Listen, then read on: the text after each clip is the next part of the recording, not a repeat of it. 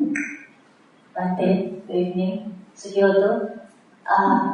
Can I ask about this jhana, where the two teachers of Gautama Buddha, Alara and Buddhaka, who have attained 7 and 8 jhana,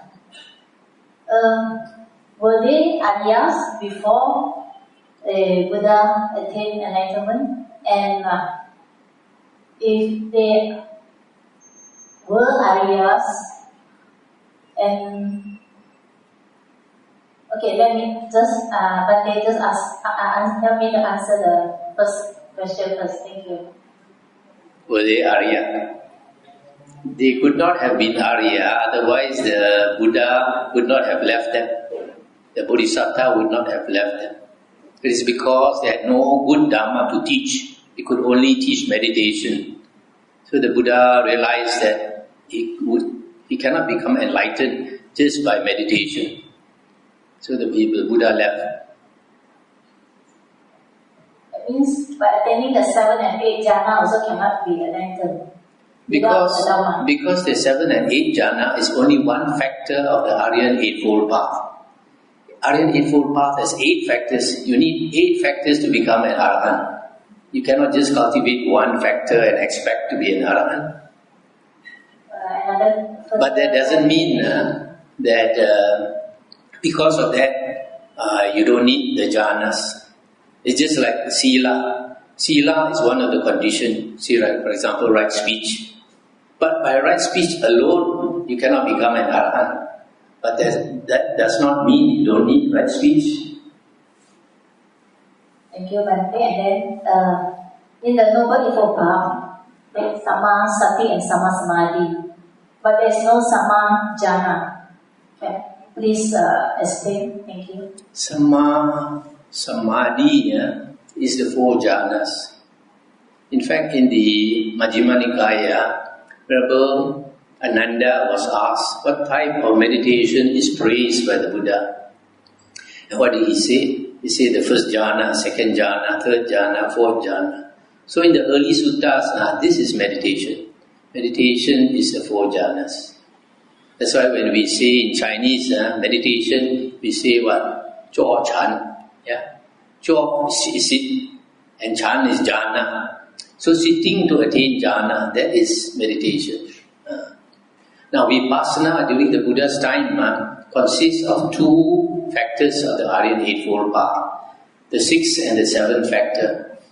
Right effort and right mindfulness. Right effort is to get rid of unwholesome states and to cultivate wholesome states. And that is most important because the Buddha said it is these unwholesome states that bring us to the woeful plains of rebirth. To the animal, the ghosts and the hell realm. And it is these wholesome states that bring us up.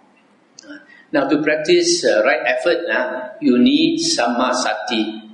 You need to contemplate the nature of your body, your feelings and your mind. And listen to Dhamma. When you listen to Dhamma, there is also Samma Sati. Because Sati has 4 factors. Dhamma is one of them. Okay? So, Vipassana during the Buddha's time is practicing this. That's why it's called Dhamma Nu Dhamma Patipatti. This 6th and the 7th factor. So, in everyday life, say for example in your working life, you get angry with somebody, you must notice. But you cannot be noticing your feeling all the time. If you are noticing your feeling all the time, Han Bo Chia. Yeah. So your mind also, you cannot be looking into your mind all the time. But if some improper thoughts come into your mind, for example, arrogant thought, or jealous thought, or sensual thought or something, then you have to notice. When you do that, when you can notice these, you will notice your faults, then only you can change your character. If you cannot notice your faults, you will never change your character. A lot of people never look inwards, never look at their faults. So when you try to help them by telling them their faults, they get angry. So during the Buddha's time, Vipassana was not a meditation. It was an everyday practice. Like nowadays, Sayadaw Janya say, practice it with your eyes open. We will now read out some of the questions we received earlier through the WhatsApp. The first question is, there are some who hold the belief that the practice of meditation hinders one's study of the Dhamma, the Suttas. There are some who hold the belief that the practice of meditation hinders one's study of the Dhamma. Can you comment on this? This opinion that the meditation hinders the study of the Dhamma, some people have the opposite thinking. They think study of the Dhamma hinders their meditation. That's enough. So it's our opinion. In the suttas, the Buddha said two things contribute to knowledge or wisdom: samatha and vipassana. So samatha is meditation during the Buddha's time. Vipassana, as I mentioned just now, is the sixth and the seventh factor, and that means that includes the study of the Dhamma, because study of the Dhamma or listening to the Dhamma is one of the objects of sati. Yeah. So both are needed. You cannot do with one.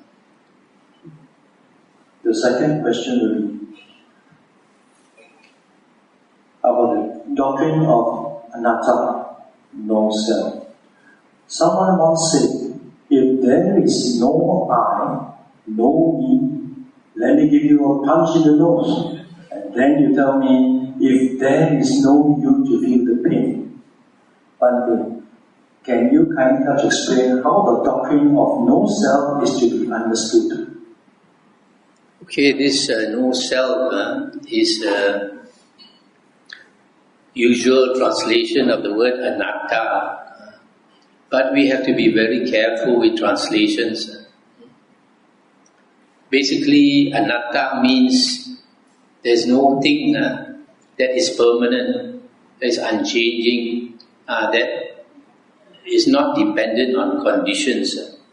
There's no such thing in the world. Everything is a flux of energy. So, that is the meaning of anatta. Sometimes people say no soul. But also that word soul, you have to be very careful. Because the soul, if you look into the dictionary, as I have done, the soul is the spiritual part of man. And it says, often assumed to be permanent. So it is not necessary that a soul is permanent. In the Christian religion and in the Islam, the soul is permanent, everlasting. But I believe in the soul. And for me, the Buddhist soul is not everlasting. It's the spiritual part of man. The spiritual part of us. This one I can explain later. So, the Buddha is called the awakened one. And in the suttas, the Buddha said the all is in the six senses. The whole world is in the six senses. Because the whole world is actually what? Nama-rupa. Nama-rupa and vijnana, consciousness, arise together and cease together. So Nama-rupa is the object of consciousness. And the object of consciousness has two parts. One is the physical world. The second is the mental world. Our our feelings, other people's feelings, our thoughts, other people's thoughts, etc. So that is the meaning of Nama Rupa. So the whole world is Nama Rupa, and this Nama Rupa exists in consciousness. If there is no consciousness, there is no world. Yeah. So the world, being in consciousness, is like a dream. When we dream at night, do we know that we are dreaming? We don't realize. Yeah. Everything is so real, as real as now. But when you wake up, then only you realize it's a dream. So life is like that. Now everything is so real. But when we are about to die, what happens? This world starts to fade. And then you see another world coming up. Changing channel from 3 to 7. So we have been on this channel for some time. The time will come that we have to change our channel. So when a person is about to die, then you probably see, this world is like a dream. So it's the same with some monks. They attain cessation of perception and feeling.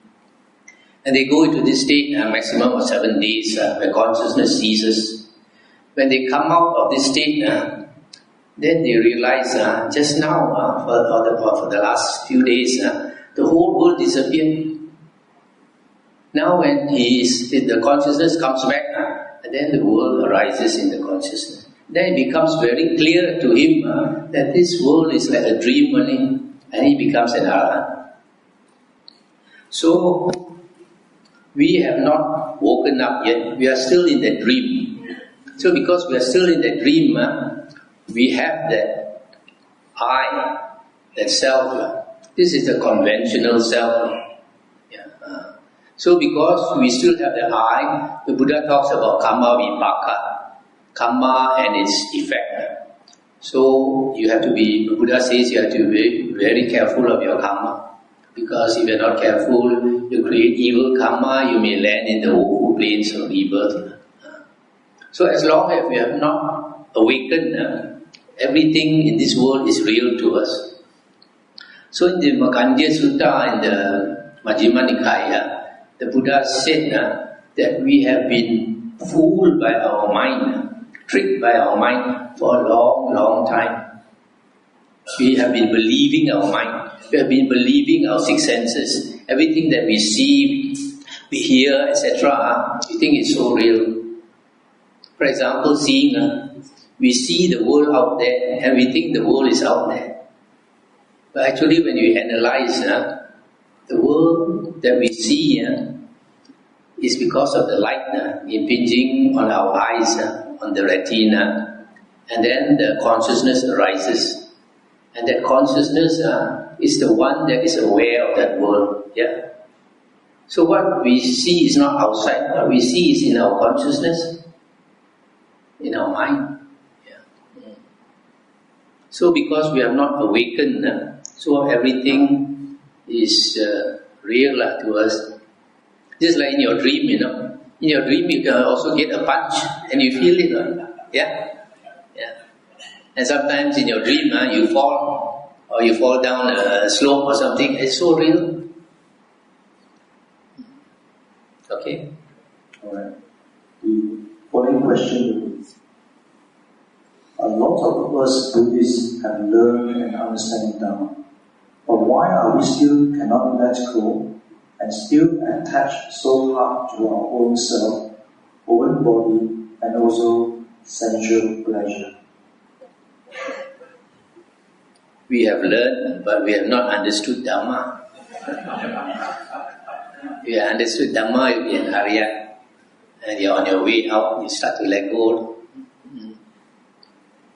So, there are 5 things called the 5 hindrances that cover us and make us blur. Sensual, desire, ill will, sloth and torpor, restlessness and worry and doubt. So for some people, these 5 things can be very heavy. For example, you read in the newspapers, an old man raped the granddaughter or something. That is because the mind is obsessed by the 5 hindrances. He cannot control himself. So we need to get rid of these 5 hindrances. And in the suttas, the Buddha said, the cousin of the Buddha, Mahanama, came to ask a similar question. He said, Bhagavan, I have been learning the Dhamma for so long, but sometimes greed, hate and delusion still overcome my mind. And the Buddha said, as long as you have not attained piti and sukha, that means the jhanas, you will still be attracted by sensual pleasures. Because sensual pleasures is satisfying and we want it mainly because the world is dukkha. Most of the time we are distracted by pleasant things here and there that we don't notice the dukkha. But suppose you are made to stay in your house, don't go out, not allowed to go out every day, and there's no TV to entertain you, no internet. Then you become so bored, When I was a young bachelor, after I come back from work, I look at the 4 walls and I think I'm going crazy. I must go out. So it's like this, And you have nothing to entertain you. You find you're so bored, you're so restless. You need something to distract you. That's why the Buddha said, the only thing that can distract us from dukkha is sensual pleasures, unless you know of a higher happiness, a higher pleasure. And that, the Buddha said, is a pleasure from jhana. Once you have attained the pleasure from jhana, which is higher than even the happiness of some devas, then the Buddha said you can let go of sensual pleasures. And the Buddha said, just like a person who in the human life, he enjoyed life very much, but because he did a lot of good karma, he's reborn in heaven. And when he's reborn in heaven, he looks down on his old friend enjoying sensual pleasures in the human realm. Would he be jealous? He won't be jealous because he's enjoying a more superior happiness, enjoyment. So in the same way, when you can attain the bliss from meditation, then only you can let go. So nature has made beings with the self, and that is for self-preservation. So we find all beings, if you have awareness of a self, you fight for survival. That is a trick nature has put.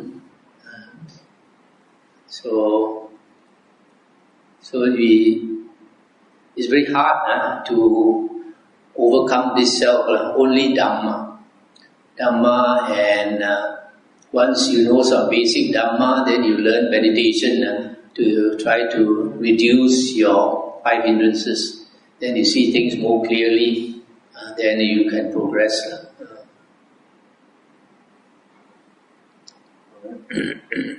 The related question here. We are taught to restrain in our 6 senses. Does that mean, as a Buddhist, we must not have any hobbies, since most hobbies are directly related to our 6 senses? Not really, because the Buddha did not say that we should not have any desires. The Buddha did not say that we should not have any enjoyment. The Buddha said, if your desire is such that it leads to suffering, you should not want it. But if you have that kind of desire which does not lead to suffering, it's alright. So same with hobby. If you have the kind of harmless hobby, it's okay. For example, you like to go swimming or you like to go bicycling, it's good for you because you need exercise. But if you want to make a hobby of chasing after people's wives, then there's no good. So some hobbies are harmless, some are not. Alright. Then the next question is, how do you define early Buddhists? texts. How do we know which suttas belongs to the early Buddhist texts? Just now I mentioned that early Buddhism is the 5 Nikayas, the 5 collections of discourses of the Buddha.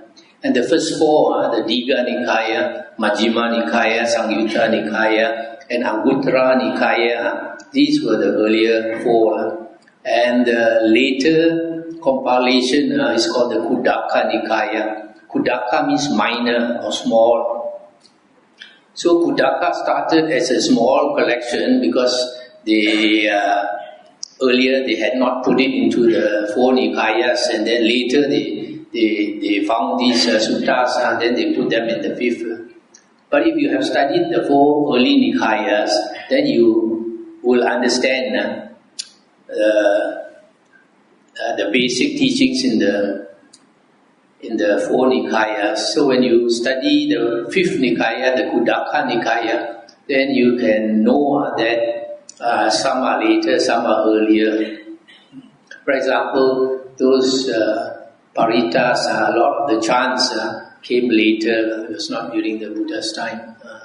So in the Khuddaka Nikaya, basically 6 books can be accepted because they do not contradict the early 4 Nikayas.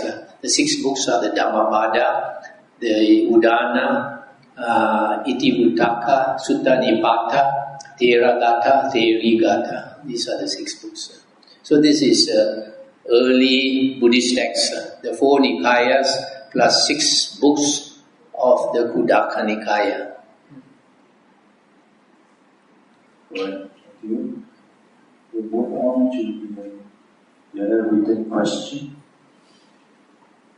When a being is reborn in hell, will his deeds be made known to him while he is being subjected to the sufferings he has to endure in that realm?